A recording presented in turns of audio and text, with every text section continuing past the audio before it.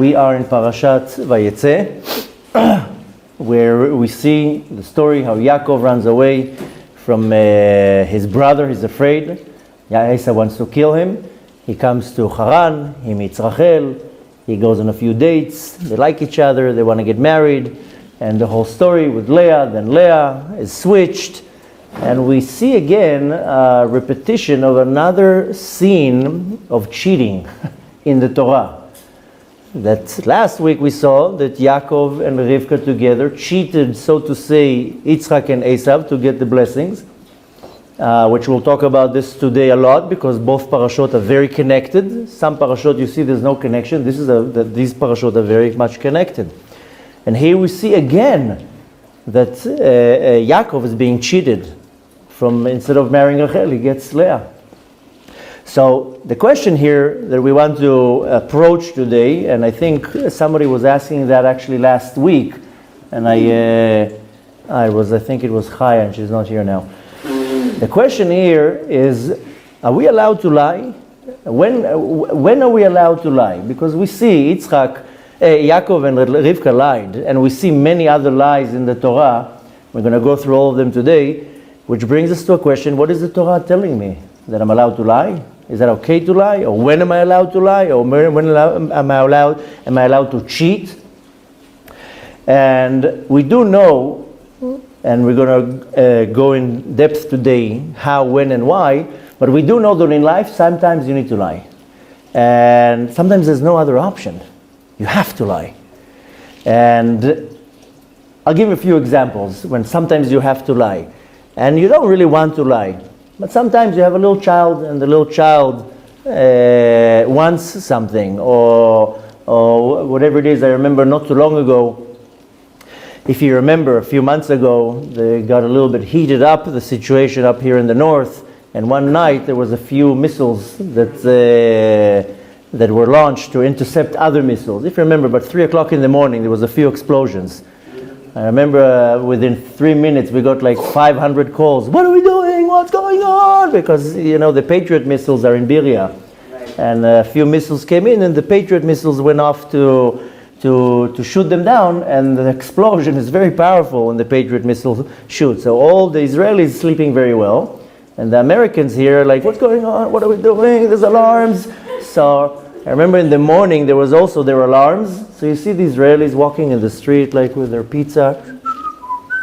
There's alarms going on, and the Americans are like, where's the shelter? Yeah. So I remember that night everybody woke up, and my kids woke up, and they hear the jets and everything, and they didn't want to go to sleep. So now one of my kids is like, I don't want to go to sleep. I'm afraid.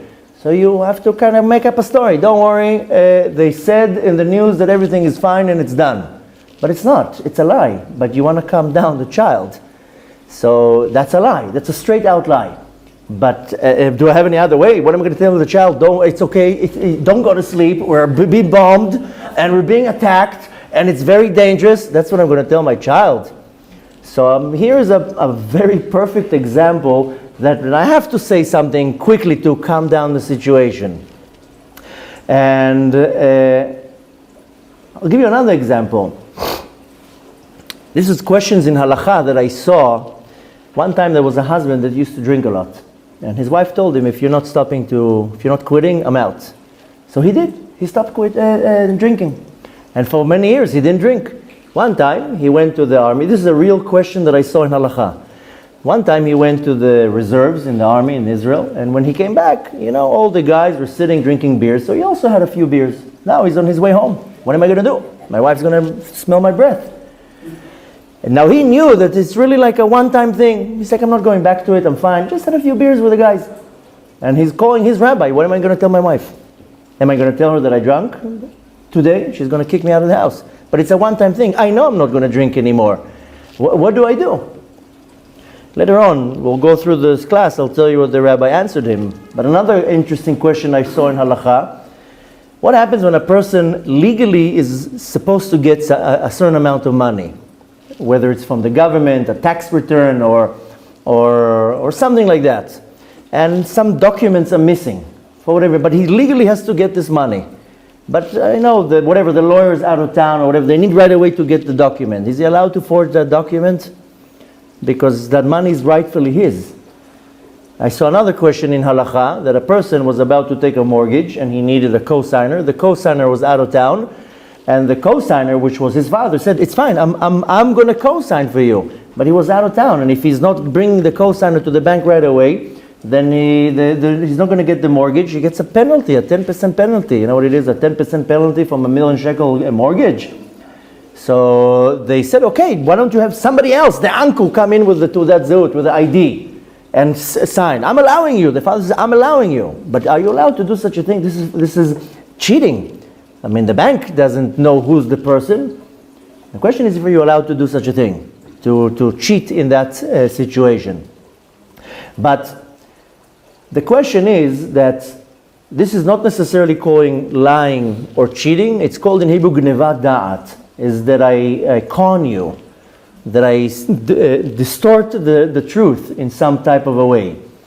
And it's called in Hebrew also ramaut, ramai. We see now that last week, what did we see? That when Yaakov came to take the brachot, then Yitzchak says, Achicha ba bemirma. Your brother came and he cheated, bemirma. It's called ramaut. The question is, are we allowed to do that? And when are we allowed to do that? And how is the Torah teaching us to do such a thing? There obviously must be a message behind it. Now, very interestingly, you see that the entire book of Bereshit is full of cheating. It's full of lying. And not full of lying from Esav, rather from others. Look at Avraham Avinu. Twice he lied about Sarah, that it's his sister. That's straight out a lie. So what is Avraham Avinu, the great forefather Avraham Avinu, lies? That's what Torah is trying to teach me? That it's okay to lie? And then we see also, Yitzchak was also lied. Yitzchak lied about his Rivka also. He told Elimelech that's his sister. Again, we see a lie.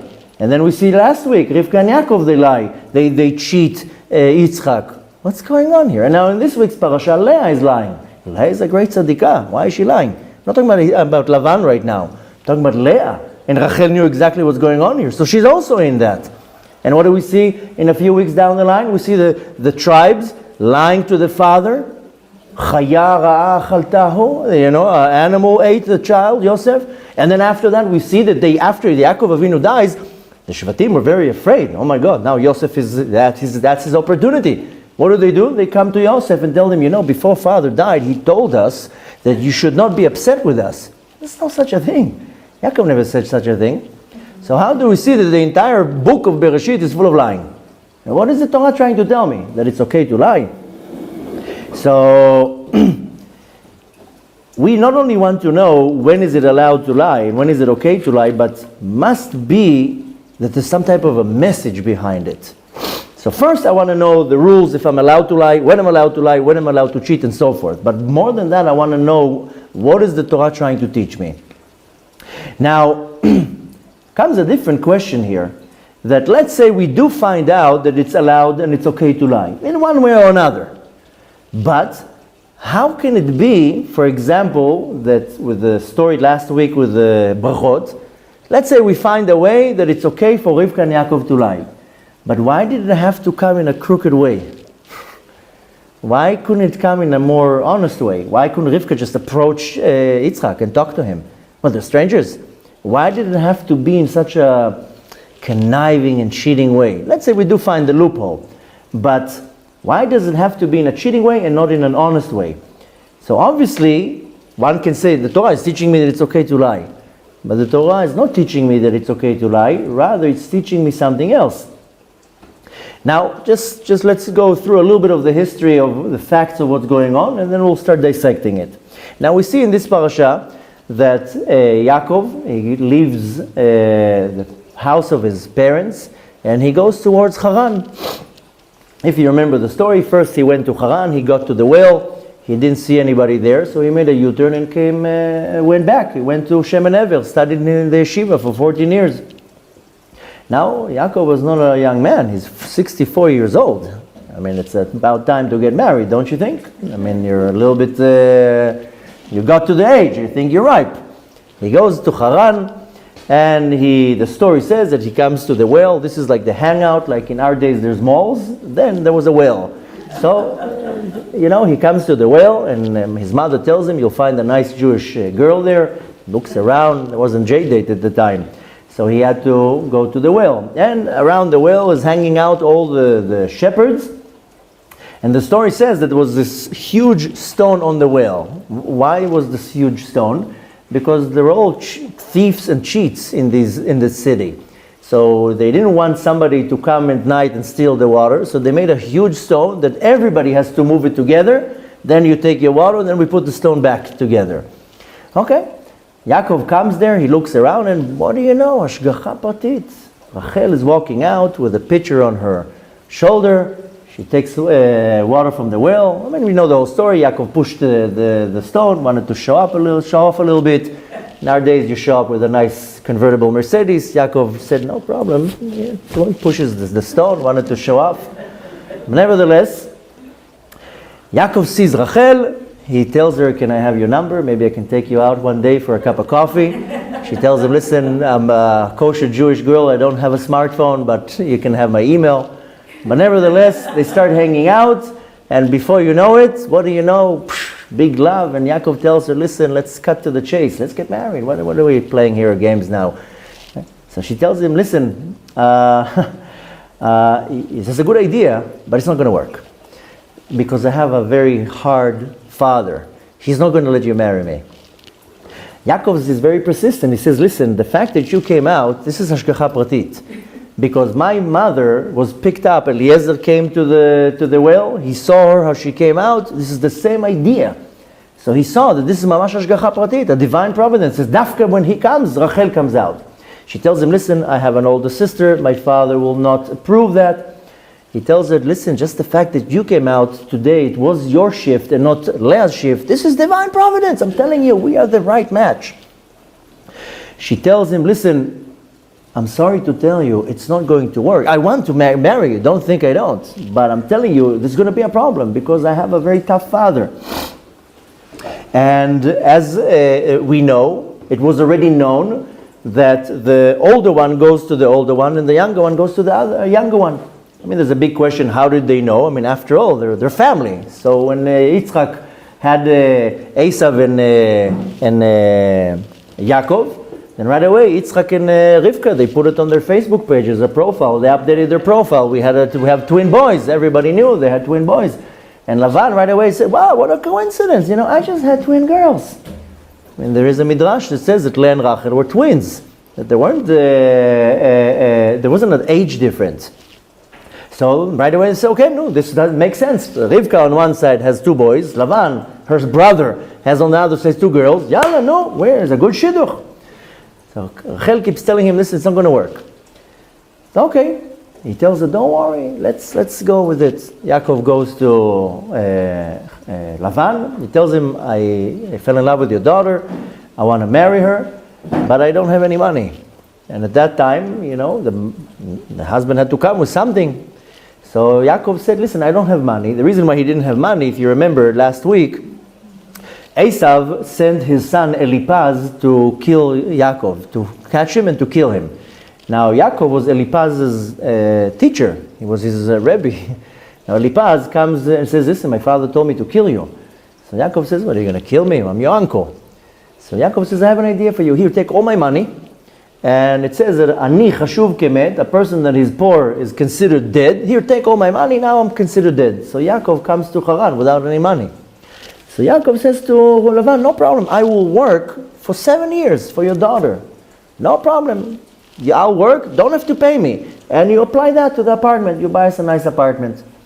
Okay, 7 years pass, you know the whole story, comes the wedding night, and what do you know? Rachel cannot contain the pressure, and she tells Leah the signs, and what do you know, they switch Leah to Rachel, and in the end Yaakov marries Leah, and he wakes up in the morning and oh my gosh, I was conned. Who are you? You look like your sister, but who are you? That's one of the many reasons why different commentary says there were twins. And how did Yaakov didn't notice? First of all, for 7 years he didn't go out on dates with her. He was secluded. They didn't meet each other. She didn't quite remember how she looked. In 7 years, a person changes. And they were young. They weren't older women. More than that, they kind of looked like each other. Same height, same everything, so it was very easy to get confused. Now comes the peak of the moment. Yaakov wakes up in the morning and he sees, I was conned. Now what do we know? That the Torah says that he went to Lavan and started complaining. Why did you cheat me? I worked for your other daughter. The Torah doesn't tell us straight out. Don't you think there was some type of a conversation between Yaakov and Leah? Just imagine the scene. Yaakov wakes up in the morning, honey, do you like decaf? Or what do you want to drink, honey? And he drives, oh, what were you? What are you doing here? Can you imagine the scene? Now must be that there was some type of a conversation there. What do you think, he ran out? What did Yaakov say to Leah? I mean, that's his sister-in-law, supposed to be. Had to be a conversation there. So the Torah doesn't tell us about a conversation, but the Midrash tells us there was a conversation. A very profound conversation. Yaakov tells her, why did you participate in this whole thing? Why did you cheat me? So you know what Leah answers him? Why did you cheat your brother? She turns it out. Now everybody knew what's going on. It was, I told you, they had a Facebook page. It was on the profile. Yaakov took the rest things. He cheated. Esav right away updated his profile and advertised to the world, Yaakov cheated me. So Leah turns around and tells me, you're telling me why I cheated you? Why did you cheat your brother? Why did you cheat your father? Now she cornered Yaakov. What do you answer to such a thing? Now Leah said something even more profound. Besides by telling him, why did you cheat your brother and why did you cheat your father, she tells him, don't be upset. Don't be upset, Yaakov. You know why? Because all your life you tried to be an Esav. All your life you were trying to switch yourself with Esav. You were just born, you already held his leg. Right? Then came when you were 15 years old, you bought from him the Bechorah, the firstborn. Then came the time of the brachot. You could have said, let the best man get the brachot. Why you cheated? You cheated the brachot out of him. The whole life you tried to be an Esav. So shouldn't you marry the one that is designated to Esav? Now she was probably a lawyer. Maybe, I don't know, a graduate of Harvard or something. She gave a very sophisticated answer. First of all, she tells him, why did you cheat? More than that, she tells him, why are you upset? You know, originally, Esav was supposed to marry Leah. Yaakov was supposed to marry Rachel. You pretended all your life you wanted to be an Esav. So now you got me. End the story. Court is adjourned. Right? So, she says, if you constantly wanted to be an Esav, then you deserve me. That's it. Very, very powerful argument. Which brings us back to last week's parasha. Why did Yaakov cheat the brachot? Why? Couldn't he do it in a different way? Rivka and Yaakov could not approach Yitzchak in any type of way. They had to cheat. What is this whole scene about? So, there's a beautiful explanation. This is found in the Talmud, in Tractate Baba Batra, specifically in page 123, if you want to go into the reference and read about the whole thing. And it says, when Yaakov reached to Haran, and he told to Rachel that I want to marry you, then Rachel told him, like I told you before, I want to too, but it's not going to work. She tells him, my father is tough. He's not going to let you marry me. And then Yaakov tells him, what's the problem? Rachel tells him, my father is a crook. He says, Avi Ramai. You know what Yaakov answers her? Achiv beramot. I also know how to cheat. Your father is a con artist. I also know how to cheat. I cheated my brother. This is what the Talmud says, that the conversation between Yaakov and Rachel, that she told him, my father is a Ramai. Ramai is a con artist or a cheat or however you didn't find the right appropriate word. But Yaakov says, no problem, I also know how to lie. So you lie, you to lie or you lie. There's a chapter in Tehillim 19, the David HaMelech says, Im gvar tamim titamam. Somebody's innocent and whole, then you deal with him the same way. Im chasid tit chasad. Somebody's a chasid, goes beyond the letter of the law, then you do the same thing. Ve'im ikesh tit patal. Somebody's a cheat or crook, then you go the same way like that person. So Yaakov says straight out, I know how to cheat. Don't you think it's easy to cheat? It's hard to cheat? He just didn't know who he's standing against. He didn't understand that Lavan is the top, the head of all the crooks. So really, it didn't work out. The whole plan didn't work out because Rachel had mercy on her sister, and she was like, I can't do it to my sister. And last minute she switched, and of course the story is very well known. Now there's a beautiful answer that is found in the Midrash that sheds some light on this situation. And the Midrash says that when the Kadosh Baruch Hu created the world, he created the world with Midat Anava, with the attribute of being humble. And what did he do? He called all the angels and told them, listen, I have a bold idea. I want to create a world. Ooh, that sounds kind of interesting. What do you want to do in this world? He tells them, I want to create a man.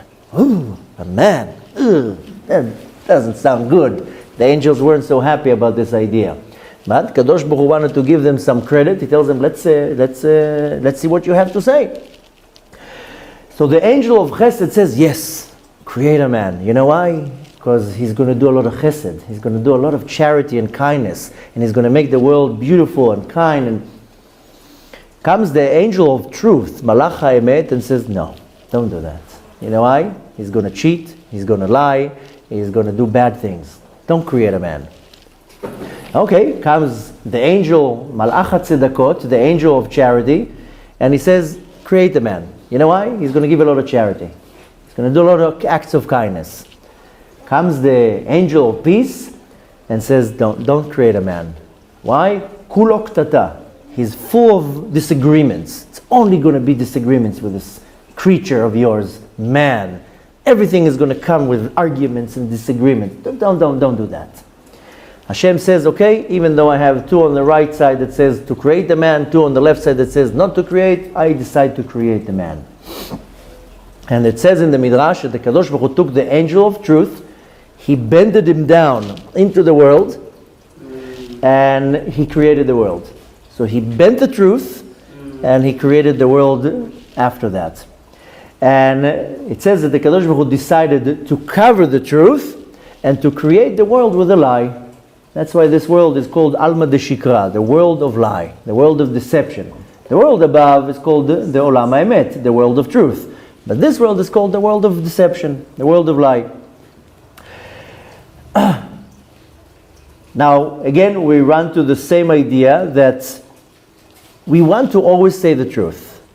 But not in every situation I can say the truth. You can try as hard as you want to be a very honest person. But there are situations that you're going to have to say something but the truth, to distort the truth. Now, sometimes you have to say the lie just to survive. Now, I'm not talking about an extreme situation in the Holocaust that you had to lie and save your life. That's what I'm talking about. There's not even a question here. But sometimes, in order just to survive in day-to-day life, you have to kind of twist the truth, or cover the truth, or change it a little bit. Now I'll give you an example. There's many examples, but one example out of many. Imagine now a doctor, and he runs a biopsy for a patient, and he looks at the results, and he says, that's it. The person has maybe 2-3 weeks to live. Now the person is sitting in front of him with the faces of hope. I don't think there's one doctor in the world that will tell him, sorry to tell you, you're dying in 2 weeks. Any kind of doctor like this, you should take their license away. Rather, the doctor says, listen, the results are not so good, but we can do more tests. We can do a few treatments. We can try this. There's always medical miracles. Let's see what we can do. You don't tell the person straight out to his face, listen, if I'm sorry to tell you, go say goodbye to your kids. You tell him, there's hope. This is one, so the doctor is lying to him. Technically. The doctor could have told them, I'm sorry to tell you, the results are very bad. So this is one example out of many. I'll give you another example. And this is just daily things. Imagine now a person, and he has a sister that couldn't get married for many, many years. Finally, she brings a man home, and she tells her brother, listen, I want you to meet my boyfriend, my fiance, I want you to give me your opinion, your blessing.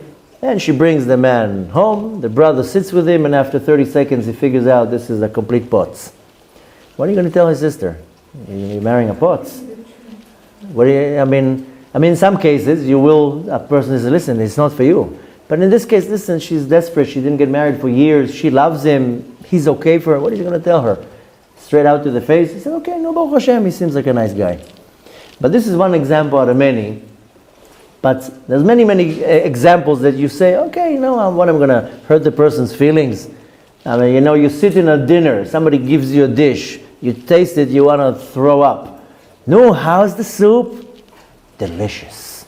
I never had anything like that in my life.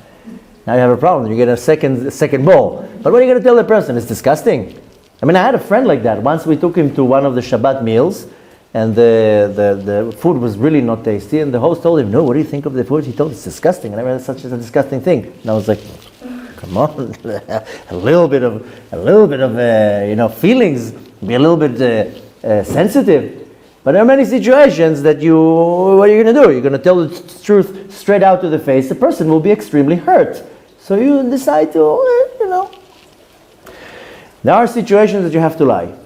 The Baal Shem Tov says something very, very interesting, and he says, with truth, you can get rid of this world. What does it mean? That if you only say the truth, you're not surviving in this world. You're going to go from one place to another place, and everywhere you go, you're going to get kicked out of. So what Baal Shem Tov says. He quotes a saying that you can't survive in this world only with truth. And we do know in the Talmud there are many different examples. When are we allowed to lie? How are we allowed to lie? There's a very famous Talmud. I'm sure you all know that when you go to weddings, there's a song that everybody sings in Orthodox or Hasidic weddings. Is Keitzad Merakdim Milifnei Hakala.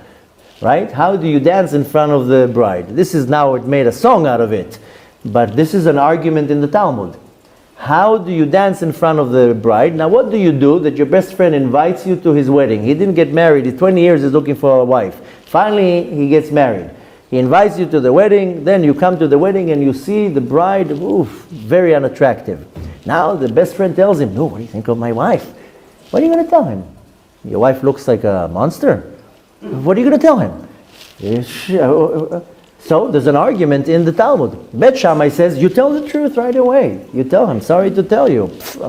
Bet Shammai is cutting straight to the chase. You tell the truth, sorry to tell you. She's not attractive. I don't know what's wrong with you. Maybe you need to get glasses. But Bet Hillel says, no. You can't say such a thing to the groom on his wedding day. You're going to tell him the wife is not attractive, or she's worse than that. What do you say? Kalana v'chasuda. She's a beautiful and respectful kala. You know why? Because in your eyes she's pretty. That's what's important. I don't think she's pretty. You think she's pretty. That's it. So here the Talmud also, Bet Hillel says, no, you have to lie. You tell her she's fine. She's okay. Yeah. Right? You don't want to hurt his feelings. Now, Hillel says, Le'olam ti'eh da'at adam mu'orevet im habriot. Hillel says, you have to kind of be a little bit flexible with people around you. You can't just straight to a person, straight out to the face. Sometimes my wife will come with a new dress. How do you think of the dress? What do you think of the dress? Now, I have an open relationship with my wife. I will tell her right away, it's horrible. Where did you get it? It's go and change it. But a normal situation, honey, you look great. What are you you're gonna start arguments all the time? How many times somebody comes and shows you his new car, whatever, an artist shows you his painting, what are you gonna tell straight out? So you say, no, it's nice, it's amazing, you're unbelievable, very talented. So the Gemara says that you have to be flexible, you have to go with people. There's also halacha. What we're talking about now is Gemara. Gemara is not halacha. But we also have halacha in Shulchan Aruch that if a person is about to die and you know that person is about to die, the halacha is that you have to say vidui. You have to say confession. Now, what's going to happen if now I know that a certain person is about to die? I have to come and tell him, listen, say vidui. Right? Now, if I will tell him, say vidui, I'm basically telling in other words, vidui means confession. Hashamnu, baganu, gazanu, you confess for the master of the universe. That's why we say confession before we go to sleep, because maybe I'm not going to wake up. If I'm going to tell that person to say confession, to say vidui, wouldn't he figure out that he's about to die? So what does the Shulchan Aruch says? Say vidui. Why? Because it's a remedy for long life. So I will come to the person, I'm not going to tell him, listen, you're about to die. I'm just telling him, say vidui. You know what? Because it's you know that you're sick. So this is a remedy for you to get a very long life. So even Shulchan Aruch says, say the truth, but kind of, I don't want to use the word sugarcoat it, but add another detail that it's going to be, a little bit more soothing to the ear. Don't say straight out to the person, you're a goner, you're about to die, say vidui. Rather says it's a remedy. Many people said vidui and they reached to a very long life. So it says also in the Talmud that there are 3 times where a sage, where a Talmid Chacham is going to lie. And again, I'm just trying to get a lot of information from our scripts and from the sages. When am I allowed to lie and how? So it says in the Talmud that a Talmid Chacham is allowed to lie in 3 situations. This was brought down by Rav Yehuda, as it says in the name of Rav Shmuel. And it says the first time that Talmid Chacham is allowed to lie is, it says, b'masechet. B'masechet means with a tractate. With a Talmid Chacham, if he's approached and says, did you learn this tractate? From Midat Anava, to be humble to say, no, I didn't learn. It's a very show-off to say, yeah, I learned everything. So Talmid Chacham is allowed to lie when he says, no, this one I actually didn't learn. I'm not so knowledgeable about it. There's a great sage, lived about 300 years ago, who is known as Yonatan Ivshitz. Great Talmudic interpreter and commentator and halacha, genius. And one time he was approached and said, have you learned the entire Gemara? So he said, no, he learned it 50 million times probably. Like in our generation, we have Rav Kanievsky, who learns the entire Gemara every year. I mean, some people do maybe a quarter in their entire life. He learns the entire Shas throughout the year. So with Yonatan Ivshitz, somebody came and told him, have you learned the entire Gemara? So he told him, no, only half of it. So he says, oh yeah? So which half did you learn? So he says, any half you want. It doesn't matter. Whichever half. But nevertheless, so a Talmid Chacham is allowed to lie when he's approached of how much he learned. So he has to be humble and say, no, I didn't learn that specific one. The second time that the Talmid Chacham is allowed to lie is called bemita. Bemita means bed, not death, in his personal life. It's nobody's business. And the third one, it's called behachnasat orchim. When a person, let's say a Talmid Chacham, goes to a city, he will get hosted in the best way possible. Great sage is coming to the city, of course he will get hosted the best way. When somebody comes to tell him, how were your host, the Talmid Chacham is allowed to lie and say, that was okay. Why? Because if he's going to say it was amazing, then all the city is going to go to that house and want to be hosted there too. So that's not fair for the host. So the Talmud says, these are the 3 times when the Talmid Chacham, the sage, is allowed to lie. When it's how much he learned in his personal life, specifically when it says mita means bed, in his marital life, and when he's being hosted. And the Shulchan Aruch is also adding on the fact of lying, that Shulchan Aruch is saying you are allowed to lie in 2 situations. One of them when you're in danger, sakana, and the other one is peace between people. This is what Shulchan Aruch brings lehalacha when you're allowed to lie. And again, when there's a life danger, when there's a severe danger, and in order to do peace between 2 people. Doesn't necessarily mean between a husband and wife, but also between 2 people, you're allowed to lie. Look at Aaron HaKohen, he was the man of peace, and he would distort a little bit the truth when he wanted to make peace between 2 people. And the Shulchan Aruch is quoting the same way that the Kadosh Baruch Hu bent the angel of truth to create the world. Sometimes we also can bend the truth a little bit. And there's an example, the Talmud brings a few examples when we found that Hashem lied. Hashem lied also a few times. And one can question. One of them is a few weeks ago when we read in Parashat Vayeitzei, when Avraham Avinu is sitting in the tent and he's hosting the angels. One of the angels is coming to say that Sarah is going to have a child, and Sarah starts laughing. Now, Avraham and Sarah, they don't know they're talking with angels. So Hashem right away intervenes, and he appears himself in front of Avraham and says to Avraham, why did Sarah laugh? I just said I sent my angel to say she's going to get pregnant. Why is she laughing?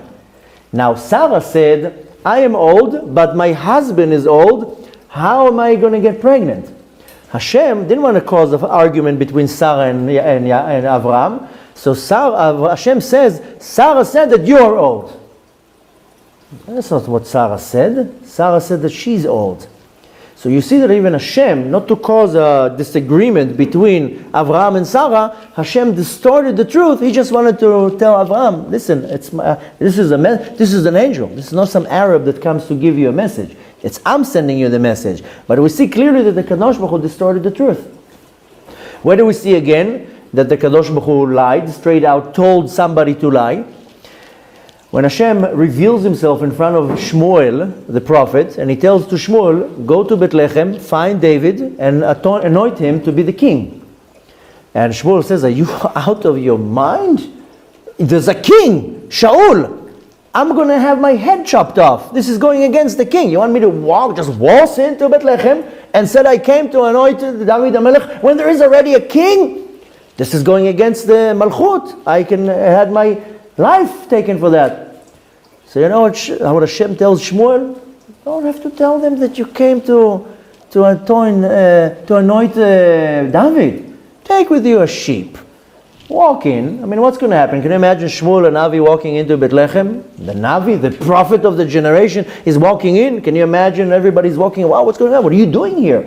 He tells them, just take with you a sheep and tell them that you came to sacrifice a sheep. You don't have to tell them that you're going to make David HaMelech a king. So we see straight out Hashem is telling Shmuel to lie. And this is two examples out of many that we find that Hashem says in some situations, I also lie. There's also another story in the Torah that when, what I mentioned before, that when Yaakov dies, then the tribes, they're under pressure now. Oh my gosh, our father died, Yosef now will revenge. He waited calmly 20 years, now he's going to go and revenge us. So they come and say, they make up a story. And they come to Yosef and says, you know, by the way, you weren't invited to that meal. You were very busy. I think you were out of town on some diplomatic meeting. But our father told us that we should tell you that you don't do anything to us, just to be fine with us. But this is not such a thing. Yaakov never said such a thing. You know, according to the Pshat, Yaakov didn't even know that there was the whole situation. So here we see that the Talmud comes and says this was a time of a danger, because they said if we don't tell him that, he might kill us. They were afraid that Yosef is going to kill them or do something to them, maybe imprison them. So the Talmud says, this you can find in Tractate Yabamot, page 65, and he said, and the Talmud says no, this was a time of danger. Rabbi Natan says when it's a time of danger, mitzvah leshanot. You have to do it. It's actually a mitzvah to change the truth because it's dangerous. There's another story in the Talmud about Rav. Rav is a great Amora. And he says, I believe that there's no such a thing, truth in this world. You can't live in this world just with truth. And this is a Amora. Amora is a great sage saying, I don't think that anybody can go through their entire life without lying. Came to him a different Amora. There's difference of opinions in the Talmud about his name. And he says, I can go throughout my entire life and without lying. And I'll prove it to you. They said there's a certain city, that this city, nobody lies. Everything is truth there. Okay, so this sage goes to that city where nobody lies. And everybody's there speaking only truth. One time, a certain individual comes and knocks on the door and asks from this Amora to, where's your wife? That wasn't such a, you know, what are you asking about my wife? Where's my wife? No, she was really at the shower. And he felt very uncomfortable to say he's at the shower. It's not appropriate. He says, she's sleeping. And, of course, it was a lie. The wife was in the shower. And days later, his sons died. Right after his sons died, everybody from the city came and said, if your sons died, it must be that you lied. Because they all lived a very, very long life in that city. And they all came to the conclusion, if your sons died, must be that you said some word of lie and we throw you out of the city. Coming to conclusion that you can't live your life without saying even one lie. How can it be? There's no such a thing. Saying in other words that the Talmud says there's no such a thing that you can't not lie. You look at your record, you have to say some lies. Interestingly, the Rambam, Maimonides, he comes and takes all these Gemarot and all this information, and he says, you have to be very careful with the word that you're using. Rambam says, mutar leshanot mipnei shalom. You're allowed to change. It doesn't say you're allowed to lie. That's what the Talmud says, and that's what the script says. You're allowed to change. It's a very big difference, and Rambam comes and emphasizes the word leshanot. Leshanot means to change. Why? Because of peace. Rambam says, all these sources that we're talking about, they never said the word you're allowed to lie. It says you're allowed to change. So you have to be very particular with the words that you're using. Therefore, we conclude that you are not allowed to change the truth, but not to lie. That's a whole different thing. Like a complete lie, you're not allowed to say, but a little bit of changing, that you're allowed. And that's why we see that in all the lies that we see, what we just mentioned, when Avraham Avinu lied with Sarah that it's his sister, or when Hashem said, why did she laugh? And Yaakov and Yitzchak, all these lies we see, they didn't really lie, they change a little bit. Even, if you read last week's Rashi, when Yaakov went into Yitzchak, so Yitzchak tells him, who are you? So he tells him, I'm your son. Rashi says, that's not a lie. And then he says, which son? He tells him, your firstborn. Rashi says, that's not a lie. Yaakov bought the Bechorah from Esav. He didn't lie. So Rashi says how every word that Yaakov said, he didn't lie. He just didn't say the whole truth. He just says that whatever he was truthful, that's what he said. He just didn't say, by the way, I'm Yaakov. So we go back to the same question that I presented in the beginning. What do you do with that husband that drank and he coming home? The answer was from the rabbi, don't tell your wife you drank. It's going to cause a problem. As long as you know for sure 100% you're never going to touch it again, and it was a one-time thing, or just one party and you took a few beers, fine, don't tell her. You don't have to tell her. You don't have to. If she's going to tell you, did you drink? Then that's the whole thing. But you don't have to waltz in and say, honey, how are you? I missed you so much. I had a few beers today. Don't say. Just say that you missed her so much. Wash your mouth. I don't know, put Listerine. She's not going to smell the breath. Now, this story reminds us and resembles the story with Rivka of last week. Why did Rivka lie? Rivka is a very great tzadikah. Why did she have to lie? If you remember, last year we went through the story and I brought a midrash that, why Rivka actually manipulated the whole situation? Because she had a clear prophecy when she went to Shem and Ever. Shem and Ever says, V'rav ya'avod tza'ir. They gave her a prophecy that the younger one is going to take over. So she had a clear prophecy that she had to manipulate the situation, so to say. And therefore that's why she did that. So to really understand why Rivka did that last week and how it's continuing in our parasha when Leah did that and so forth, there's a story once. This is just a story just to emphasize the idea. But one woman once came to a rabbi to ask a halacha question, and she comes with a chicken. A chicken is already slaughtered, it's skinned, and it's ready to cook. And she tells to the rabbi, this chicken that I was about to put in the oven fell into the gutter, into the dirt. Can I eat it? So he checks the chicken and he says, well, the chicken is kosher, but it stinks.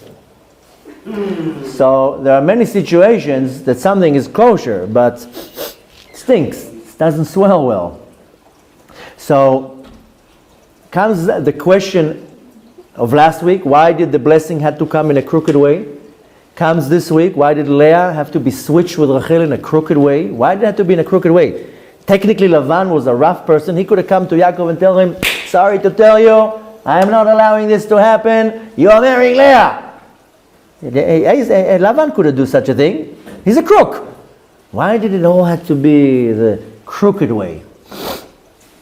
Comes even a greater question of last week. Why did Rivka have to go in a crooked way instead of in front of Yitzchak? That's her husband. She couldn't come and tell him straight out. They were married for 85 years when this situation happened.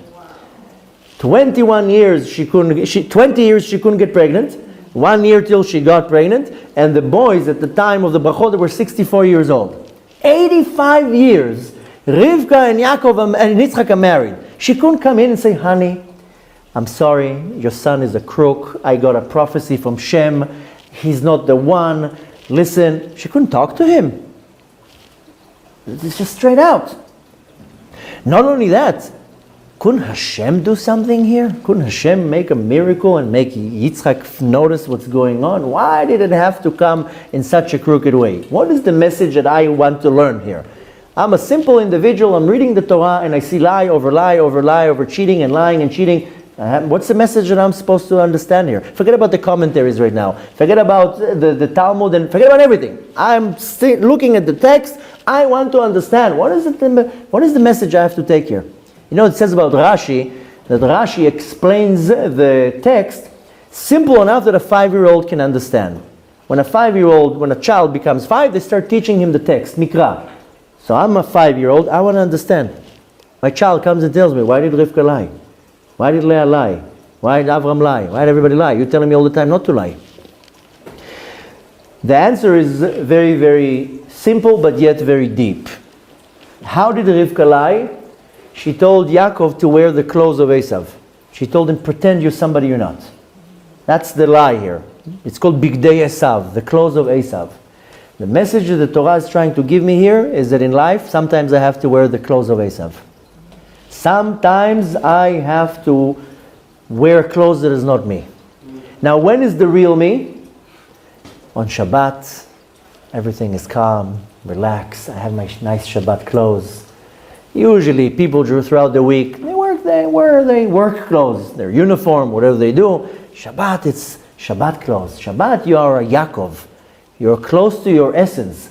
You learn, you pray, the prayers along. Many people during the week, they don't pray, but Shabbat, they go and pray.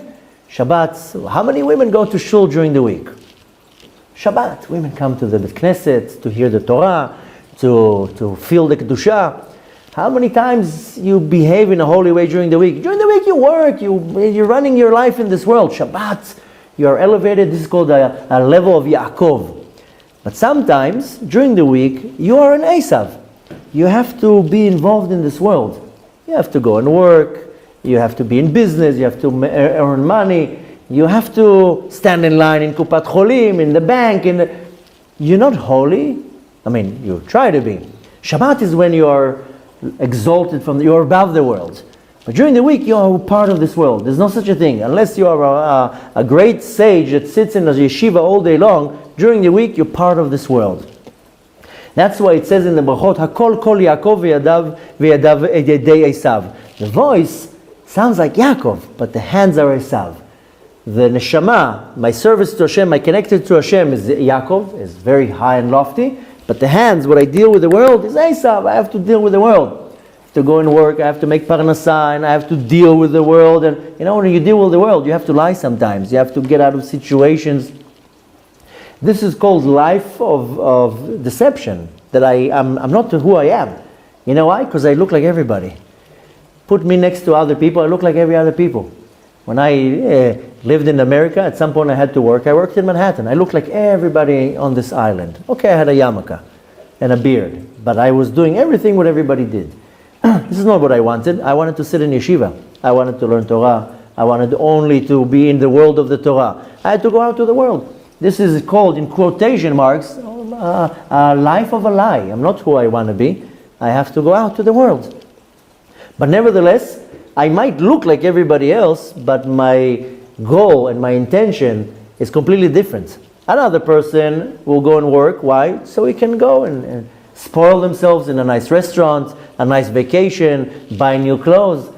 When I go and work, I want that money so I can send my child to yeshiva and to buy mitzvot and Shabbat and kosher food. And we look the same, but we have different goals.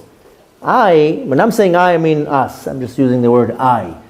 When I go and work, when I get involved in the world, is to sanctify the world.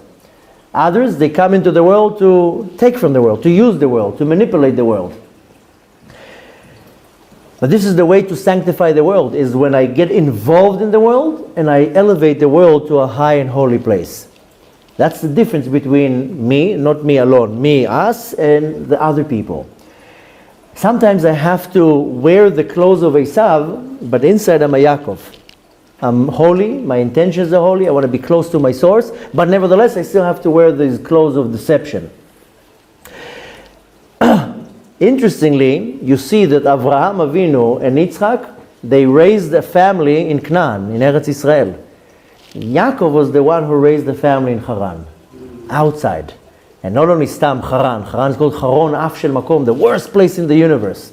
Raising your kids in I don't know where, in Los Angeles, in Vegas, whatever. Not to talk bad about our city, but to raise the kids, it's not raising your kids in some, I don't know, in some yeshuv that it's all religious there. Now look at what happened. Both Yitzchak and Avraham raised their kids in a holy place, and the family was not perfect. They had an Ishmael, they had an Esav, right? Yaakov was raising his kids in Haran. They all came out tzaddikim. So when you're trying to raise your kids in a holy environment, that's great. But the world is not a holy environment. And when do you raise your kids the best way is when you're not in a holy place. When you teach the kid, this is allowed, this is not allowed. This is permitted, this is not permitted. So the point is that the real blessing, Yaakov got the blessing. The real blessing is when you are in Haran, that you're in a place that is not holy, and you have to wear the clothes of Esav. Meaning that sometimes you have to be part of the world, and you have to manipulate things in a way that it's not always 100% the truth. Torah, first of all, comes and tells you have to know when you're allowed to lie. You're allowed to lie in a danger, you're allowed to lie when it's peace between two people, and Rambam comes and gives us even a strengthening and saying, don't lie, rather change. You don't have to go now, take this class and start becoming a liar. Rather, you have to understand, how many times, look in yourself, ask yourself, how many times in the last month you had to say something that is not the truth? Happens, doesn't matter what you're going to do. You're always going to find a situation that you have to say, how do you call it, a white lie? At the end of the day, a lie is a lie. But you have to very calculate it, when am I allowed to say such a thing? If there's going to be peace here, if there's going to be saving somebody, or if there's chas v'shalom a danger. I said that so many times, that when I became observant, one of the first things that I wanted to refine in myself is not to lie. I didn't wear a yarmulke, I didn't wear a tzitzit, I didn't grow a beard, I didn't go to yeshiva. I wanted to refine myself. And one of the first things that I worked on is, I don't want to lie anymore. And it was kind of like a drug addict or an alcoholic that I'm never touching the drug again ever. It was the same thing with a lie. I'm never lying ever again. And a few years ago, I got to a situation that I of course had the option. I can't say I had to lie, but there was a situation that if I would not lie, then the result won't be so good or for my benefit. And I had to, and my choice, I was like, okay, I have to not lie, but not tell the whole truth. And the person was in a bank. And the person in the bank asked me a question, and I just answered no. That's it. I didn't go into length. I just said no, and the no was a lie. It wasn't truth. I felt so bad. For the whole week, I couldn't take it. How could I say that? How could I lie? It's not me. I totally went against my what I worked for the last 15 years. Something so irrelevant, something so why did I felt so bad. I was so harsh on myself. And you know what was the result? That after a week, the person from the bank said, but I see on your wife's Teudat Zeut, on your wife's ID, and I was like, see, I lie doesn't have legs. It was such a not important thing, and I made the mistake, and I chose to not say the truth, and right away like that, it was caught. And I was like, look at that. You can't. This is not a life-threatening situation. This is not said will bring peace. It was just something that would not work to my benefit. And you know what, at the end, you can't run away from the truth. So you have to know when you're allowed to lie. You're allowed to lie, and again, I wouldn't even use the word allowed to lie. Rather, you don't say all the truth. You bend a little bit the reality. But we have to be very careful when we're allowed to. But the message that the Torah is coming to tell me, we have two important things to concentrate on. First of all is when I'm allowed to lie, and when it's okay to lie. And we came to the conclusion that you're not allowed to lie. But if it's for the sake of danger, life-threatening situation, or peace between two people, you're allowed to a little bit shift it, or just not say the whole truth, or just don't give all the details. Like with Shmuel, that Hashem told him, you don't have to tell them you're going to anoint David, just say that you came to sacrifice a sheep. Here, take a sheep, just keep it to the minimum. You don't have to come and start saying all sorts of things. So we have to be very careful when we're using this loophole, and I have to think 50 times before I'm not saying all the truth, how I should say it, how I should bring it over, what will be the consequences, and so forth. This is A. But B, when we're presenting the question, what is the message the Torah is telling me? The Torah is telling me, you know what, this is the world of deception. This is the world of lie. You live in the world of lying. So sometimes you have to wear the clothes of Esav, and you have to understand, you are part of the world. But it all depends what's inside, what's the intention. Right? And you have to know that whatever you do it's in order to elevate anything that you touch to holiness. So sometimes you have to wear the clothes of a liar, like Esav, and that's when I go out to the world. When I go out to the world, one can come and say, you know, you're supposed to be a holy man. Why are you doing A and B? You know, not too long ago, I was cleaning out the porch. The porch was very, very dirty, and I was cleaning it wearing dirty clothes. I was filthy. And one person came and he says, oh, I like seeing you like this. And he says, I like seeing you dirty, wearing jeans, and you're not just with your book. And then another person came and says, oh, I would never think that you would clean the porch. And I said, so why? What? It makes me less of a better person if I clean the porch? Are you expecting to see me just covered with books all day long? And I'm part of the world. You know, sometimes I have to make the laundry. Who told me the other day? The other day I was walking here with a ladder. It was 10 minutes before Shabbat. And one of the rooms here, one of the light bulbs got burned. You think we're going to wait for the we have a, how do you call the maintenance guy who comes here twice a week to fix everything? I think I'm going to wait for him, tell the people, okay, you'll be in a dark room because my maintenance guy is coming on Monday. So 10 minutes before Shabbat, I walked with a ladder, climbed up on the wall with a screwdriver, and somebody told me, what, you also do that? I said, of course, why wouldn't I do that? What, if I wear a beard and I teach Torah, it means I can't change a light bulb.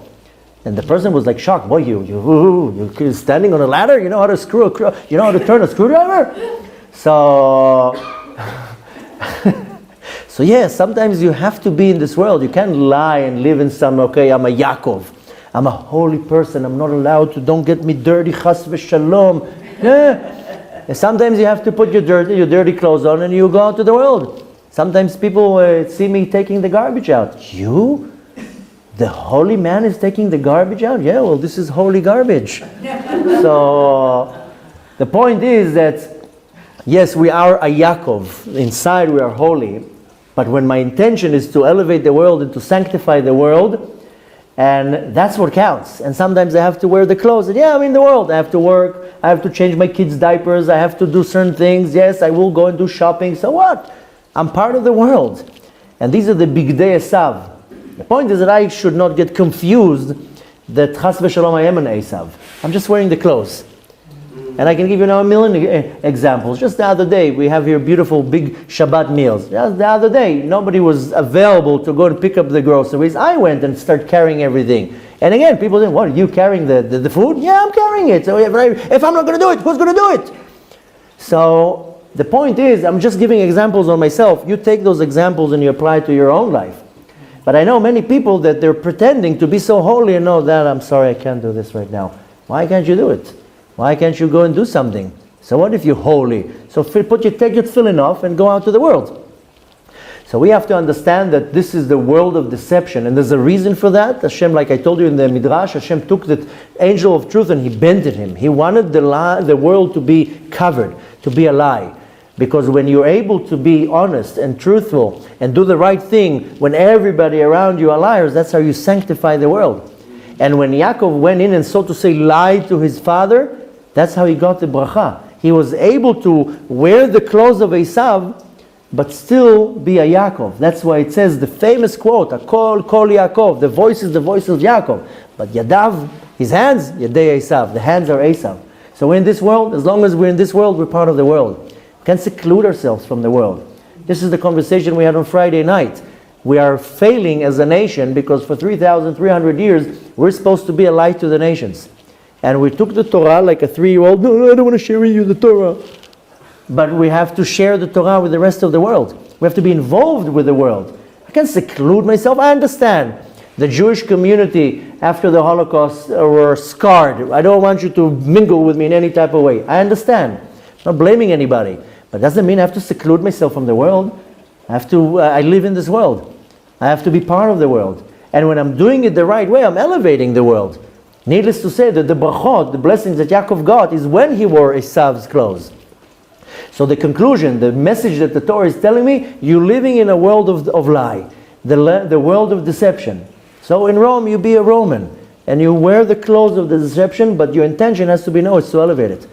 And when I'm going to work, one can say, oh, he's going to work. Yeah, I'm going to work because I'm going to take this money and send my kid to yeshiva. That's my intention right now.